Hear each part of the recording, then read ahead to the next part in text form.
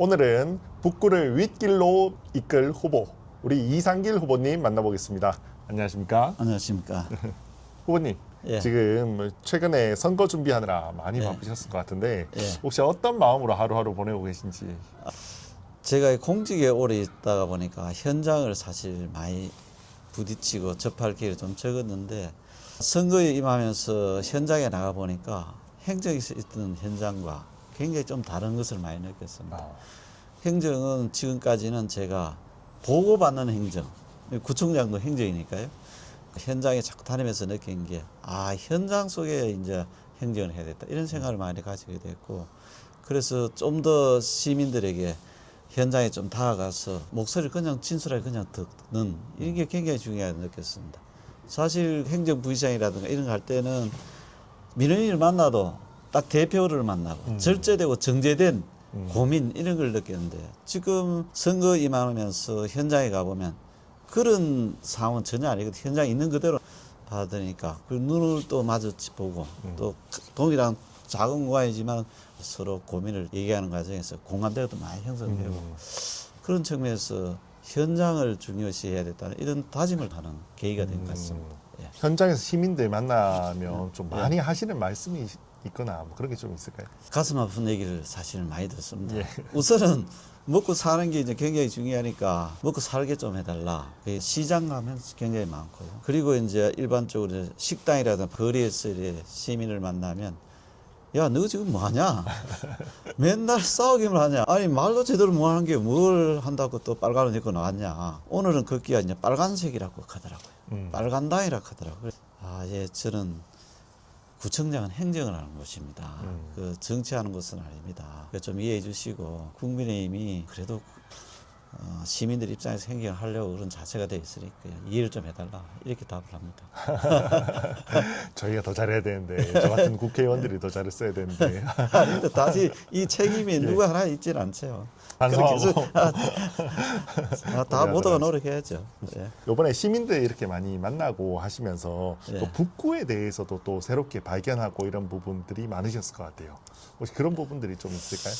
저는 사실 북구에서 이제 학창 시절 보내고 공직 생활하면 대부분 북구에 살면서 북구에 대한 자부심을 좀 가지고 있는 편이었거든요.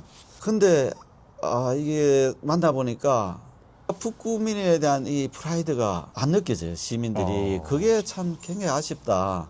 물론 이제 살아가면서 과정이 좀 어려운 거 있지만, 생활고를 토하고 경제의 문제, 생활의 SOC 측면에서 주차라든가 교통 불편함도 있지만은, 그보다 근본적인 사람이 살아가는 데서 이 마음의 어떤 자세, 셋 오브 마인드가 굉장히 중요하잖아요.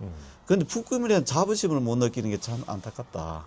그래서 저는 구청장이 된다면 북구 주민으로서 북구의 자부심을 가지도록, 북구에 생활하면서 이 가슴 두근거리는 일상을 시작하는 이런 구청을 만들어야 되겠다, 북구를 만들어야 되겠다, 이런 생각을 많이 가져봅니다. 그게 가장 안타까웠어요. 생활고가 어렵다, 뭐 이런 것도 다 일반적으로 다 할 수 있는 얘기거든요, 사실은요. 그런데 내가 대한민국에 살면 대한민국 국민으로서 자부심, 대구 시민으로 살면 대구 시민의 자부심, 북구에 사는 북구민으로서의 자부심, 이런 게 기본적으로 마음속에 딱 자리 잡고 있어야 되는데, 그것을 제가 못 느꼈어요.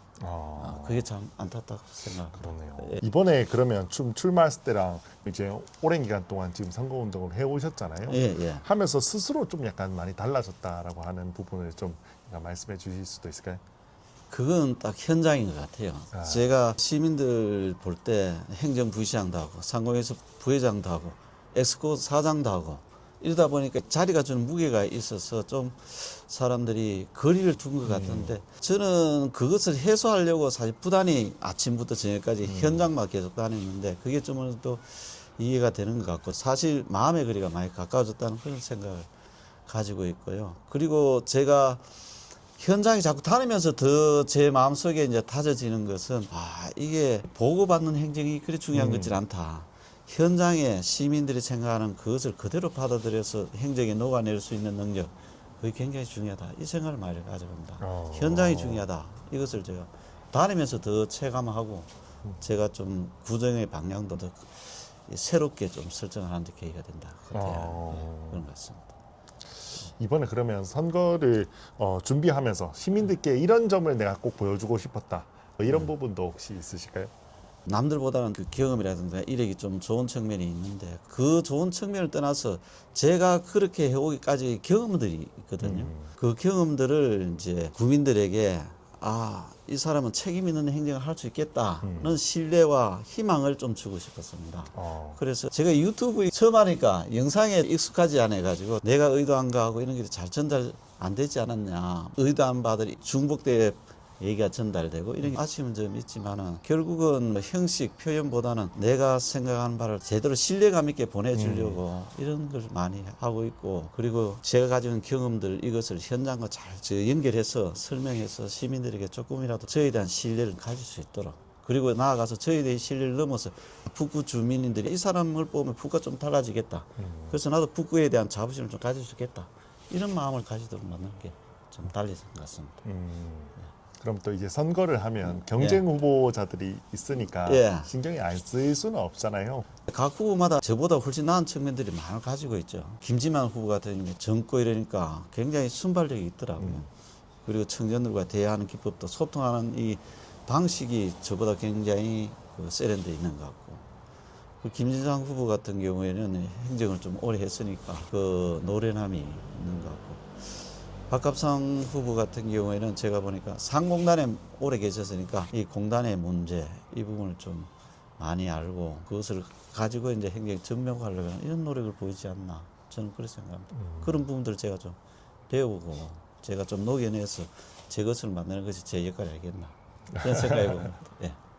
네. 그러면 이제 마지막으로 우리 예. 주민들께 한 말씀 이렇게 해주실 수 있으실까요?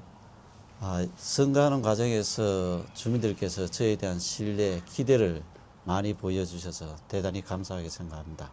그 기대를 저버리지 않고 제가 이제까지 쌓아왔던 경험과 노하우를 북구 발전에 꼭 쏟아놓도록 하겠습니다. 이상길과 꼭 함께해 주십시오. 고맙습니다. 고생 많으셨습니다.